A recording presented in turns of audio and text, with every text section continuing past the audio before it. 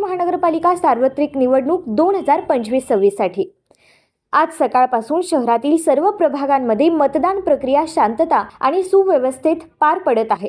सकाळच्या सत्रात 6.86% मतदानाची नोंद झाली असून मतदारांचा सहभाग हळूहळू वाढताना दिसत आहे। निवडणूक प्रक्रिया सुरळीत पार पाडण्यासाठी सोलापूर महानगरपालिका पोलीस प्रशासनाच्या विविध यंत्रणा सज्ज असून संपूर्ण शहरात कडक बंदोबस्त ठेवण्यात आला आहे। संवेदनशील मतदान केंद्रांवर विशेष लक्ष ठेवण्यात येत असून वरिष्ठ अधिकाऱ्यांकडून परिस्थितीवर सातत्याने लक्ष ठेवले जात आहे। मतदान प्रक्रियेची गोपनीयता आणि कायदा व सुव्यवस्था अबाधित राखण्यासाठी मतदारांनी मतदान केंद्रात जाताना मोबाईल फोन सोबत घेऊन जाऊ नयेत असे आवाहन पोलीस प्रशासनाच्या वतीने करण्यात आले आहे। नियमांचे उल्लंघन करणाऱ्यांवर कारवाई करण्यात येणार असल्याचा इशाराही प्रशासनाने दिला आहे। शांततापूर्ण वातावरणात मतदान प्रक्रिया पार पडावी यासाठी प्रशासन, पोलीस यंत्रणा व निवडणूक कर्मचारी पूर्ण दक्षतेने कार्यरत। चला सगळे पोलीस थांबू नका इथं। ज्याचे मतदान झाले मोबाईल स्विच ऑफ करून खाली ठेवा। चला बाहेर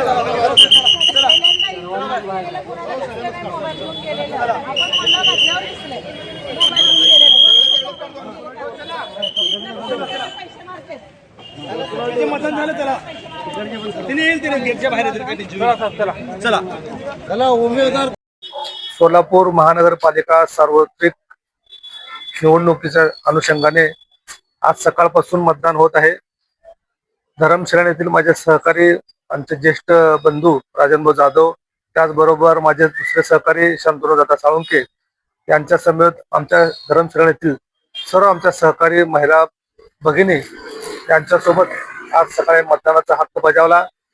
मतदान लोकशाहीमध्ये मतदान करणं हे अत्यंत पवित्र मानलं जातं आणि हा उत्सव मतदान करण्याचा हा जो आजचा उत्सव आहे तो उत्सव प्रत्येकाने साजरा करावा। आपलं पवित्र मतदान करून लोकशाही बळकट करावी। संविधानाने दिलेला आपला जो हक्क आहे तो हक्क प्रत्येकाने बजावला पाहिजे असं मी सर्व सोलापूरकरांना आवाहन करतो। आपल्या या येणाऱ्या निवडणुकीमध्ये आपल्या हक्काचा माणूस निवडून देण्याकरता आपण सर्वांनी प्रयत्न करावे असं मी सर्वांना आवाहन करतो। सोलापूर महानगरपालिका सार्वत्रिक निवडणूक 2025-26 आज मतदानाचा दिवस आहे। आज आम्ही मतदान करून आलोय, आपणही मतदान करावं अशी अगोदर सर्वांना विनंती करतोय।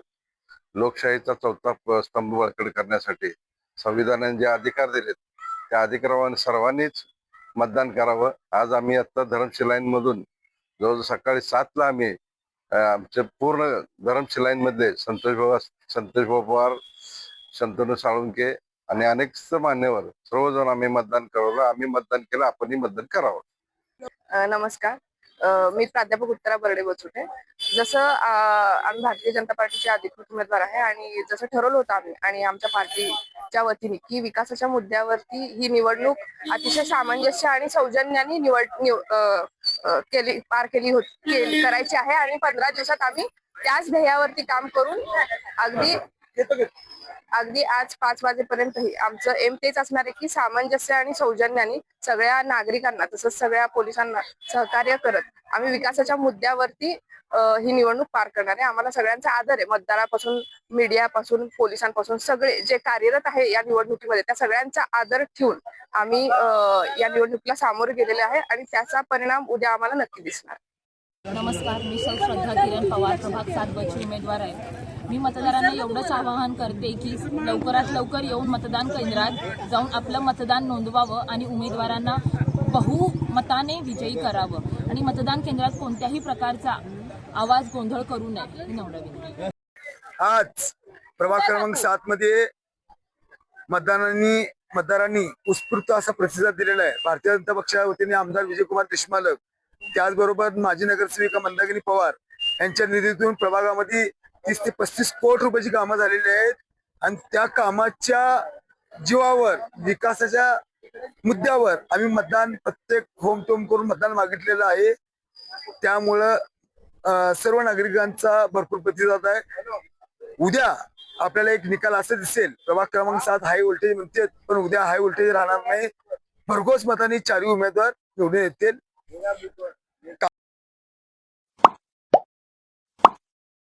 like, subscribe, click on the bell.